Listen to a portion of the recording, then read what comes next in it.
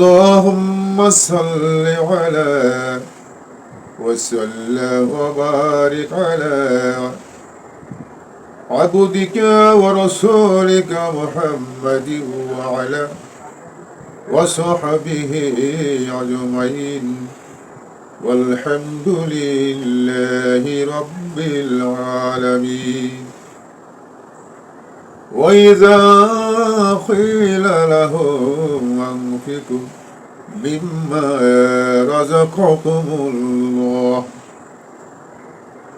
قال الذين كفروا للذين آمنوا أنطعم من لو يشاء الله أطعمه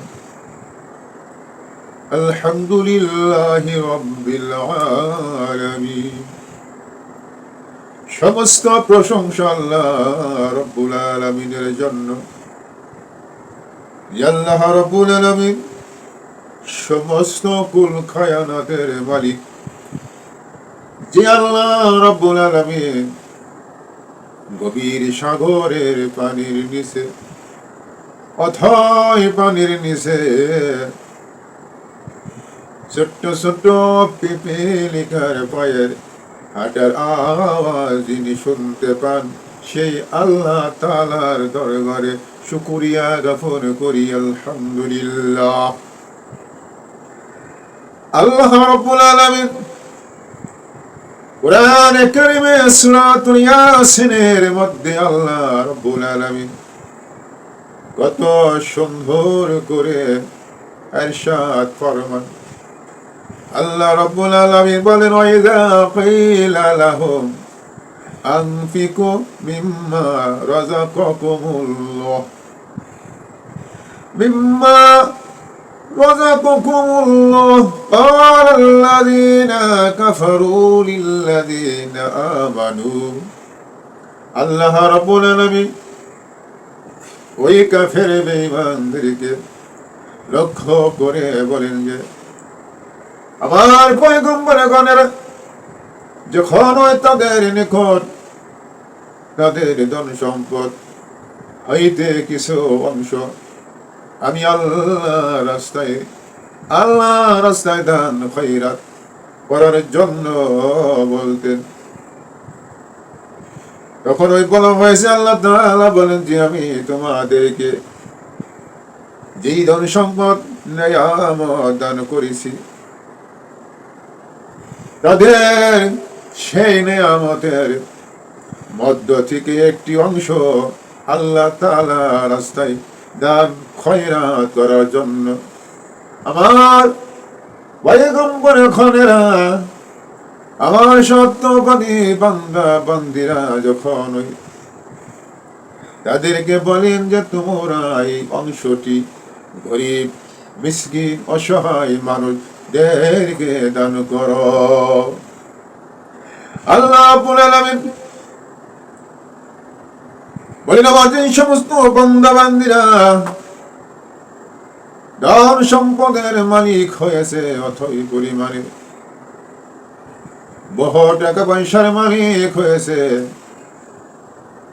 আল্লাহ তাআলা বলেন যে, আমার সেই সমস্ত বান্দা বান্দীদের জন্য আমি আল্লাহ রাব্বুল আলামিন তাদের ধন সম্পদের মধ্য থেকে একটি ভাগ যাকাত নামক ও ফিতরা নামক বস্তুর মধ্যে গণ্য করে দিয়েছি। তাদেরকে তাদের সেই মালামালের মধ্য থেকে একটি অংশ বাইরে করতে হইবে, সেই অংশটি গরিব অসহায় মানুষদেরকে দান করে দিতে হবে। কেননা এটা আল্লাহ তাআলার বিধান। কেননা ওই ধনবান ব্যক্তিদের ধন সম্পদের মধ্যে আল্লাহ তাআলা বলেন যে, তাদের ওই বড়কে ধন সম্পদের মধ্যে গরিব মানুষ অসহায় মানুষদের একটি অংশ রহিয়াছে। সেই কথা আল্লাহ রাব্বুল আলামিন বলেন, ওয়াইযা কিলা লাহুম আনফিকু মিম্মা রাযাকাকুমুল্লাহ ক্বালাল্লাযীনা কাফারু লিল্লাযীনা আমানু আনুতুইমু মান লাউ ইয়াশা আল্লাহু আত'আমা। তোমরা কি করো? তোমাদের দেই সেই ধন সম্পদের মধ্য থেকে বাছাই করিয়া একটি অংশ সমাজের সমাজের মধ্যে যে সমস্ত মানুষ অসহায় দরিদ্র ব্যক্তি হিসাবে রহিয়াছে তাদেরকে তোমরা সেই অংশটি বিলিয়ে দিয়া দাও। ভাইয়েরা আমার, আল্লাহর পয়গম্বর হযরত মুসা আলাইহিস সালাম এই ব্যক্তিকে আল্লাহ রাব্বুল আলামিন বললেন, মুসা, তোমাকে আমি একটি নিয়ম শিখাইয়া দিই। মুসা, তুমি জঙ্গলে গিয়া 2টি গাছের পাতা সংগ্রহ করিবা। ওই 2টি পাতা তোমার ডান হাত ও বাম হাতের মধ্যে লইয়া 2টি হাত একত্র করিয়া ডলা মারবা। দেখবারে মুসা, আমি আল্লাহর হুকুমে, আমি আল্লাহর কুদরতি ভাবে প্রথম ডলায় রূপার ফাইল হয়ে যাবে। মুসা, দ্বিতীয় ডলায় একটি স্বর্ণের টুকরো হয়ে যাবে। মুসা আলাইহিস সালাম, তুমি তোমার জন্য যা প্রয়োজন তাই কিন্তু আবিষ্কার করবে মুসা, অতিরিক্ত করবে না, এবং যা করবা তার মধ্য থেকে একটি অংশ তোমার আশেপাশে তোমার সমাজের মধ্যে যারা দরিদ্র রহি আছে তাদেরকে দান করে দিবা। আর বলে দিবা আল্লাহ তাআলার শুকরিয়া জ্ঞাপন করার জন্য। ভাইয়ারা আমার, বলা হয়েছে আল্লাহ রাব্বুল আলামিন মুসা আলাইহিস সালামকে শিখাই দিলেন, বাতলাইয়া দিলেন, মুসা, তুমি এমন 2টি গাছের পাতা সংগ্রহ করিবা যার বিনিময়ে তুমি রূপার মালিক হইবা, স্বর্ণের মালিক হইবা। ভাইয়েরা আমার, সংক্ষিপ্ত ধারণ করে দিই। আল্লাহ তাআলা মুসা আলাইহিস সালামকে বাতলাইয়া দেওয়ার পরে মুসা আলাইহিস সালাম প্রথম দিন চলে গেলেন, পাতা সংগ্রহ করিলেন। করার পরে বাড়িতে আসিয়া হাতের মধ্যে লইয়া আল্লাহ তাআলার নাম স্মরণ করিয়া শুরু করে দিলেন। 2টি পাতা এক জায়গায় লইয়া হাতের মধ্যে লইয়া ডলা মারলেন, স্বর্ণ হয়ে গেল, রূপা হয়ে গেল। মুসা আলাইহিস সালাম বলে, যতটুকু হয়েছে যথেষ্ট হয়েছে, কয়েক সপ্তাহের মধ্যে বা কয়েক মাসের জন্য আর লাগবে না। সুবহানাল্লাহ। আর বর্তমান জামানায় আল্লাহর বান্দারা 20 বছরে খানা ঘরের মজুদ রহিয়াছে, তারপরেও হাই হতাশ করে। আল্লাহ রাব্বুল আলামিন আমার জীবন আমার আল্লাহর নিয়ামতের শুকরিয়া জ্ঞাপন করবে না, নিয়ামত পাওয়ার পরে শুকরিয়া জ্ঞাপন করলো না, আমি আল্লাহর দরবারে শুকরিয়া আদায় করলো না, বলল না আল্লাহ তাআলা যা দিয়েছো যথেষ্ট দিয়েছো, আল্লাহ তোমার দরবারে লাখো শুকরিয়া জ্ঞাপন করি। আল্লাহ রাব্বুল আলামিন বলেন, আমি আল্লাহ রাব্বুল আলামিন আমার সেই বান্দার কাছ থেকে না শুকরিয়া আদায় করার বিনিময়ে নিয়ামত ছিনিয়ে নিয়ে যায়। আর আমার যেই বান্দা নিয়ামত পাওয়ার পরে শুকরিয়া জ্ঞাপন করলো, আমি আল্লাহর কাছে বললো, আল্লাহ তাআলা তোমার দরবারে শুকরিয়া জ্ঞাপন করি যে তুমি আমাকে এই ধন সম্পদের মালিক করে দিয়েছ। ভাইয়েরা আমার, সর্বরামের দিকে চলে যায়। হযরত মুসা আলাইহিস সালাম প্রথম দিনে পাতা সংগ্রহ করলেন, করার পরে কিছু স্বর্ণ কিছু রূপা তৈরি করলেন।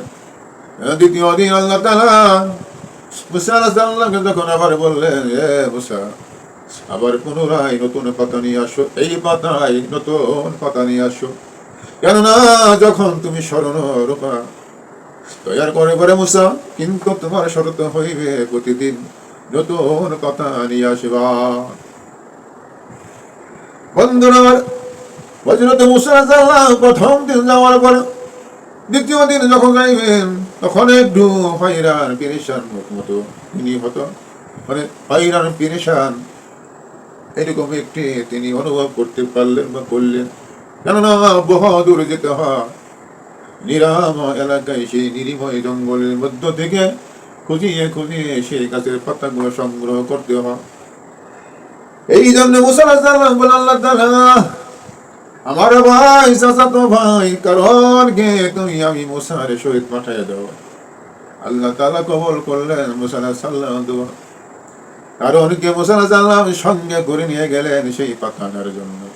ভাইয়েরা আমার, হযরতে মুসা আলাইহিস সালাম যখন কারণকে সঙ্গে করে নিয়ে গেলেন পাতা সংগ্রহ করার জন্য, তাফসীরকারগণ এইরকম করে বর্ণনা করেছেন যে কারণ প্রথম দিন মুসা আলাইহিস সালামের সঙ্গে গিয়ে পাতা আনলেন, সংগ্রহ করলেন এবং ওই পাতা আনার পরে যখন মুসা আলাইহিস সালাম ঘরের মধ্যে বসিয়ে এখন স্মরণ রূপে একটু আবিষ্কার করবেন, বানাবেন, তখন কিন্তু কারণ সেই জায়গায় সেই স্থানে উপস্থিত ছিল।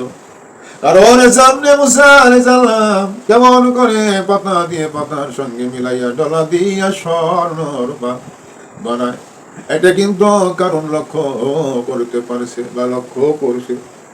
বলে যে কারণ কারণ কিন্তু বুদ্ধিপতি ছিল এবং বিচক্ষণতা ছিল, কিন্তু বিচক্ষণতা ছিল কিন্তু ওই বিচক্ষণতা ছিল না যে বিচক্ষণতা দিয়ে আল্লাহকে চিনা যায়।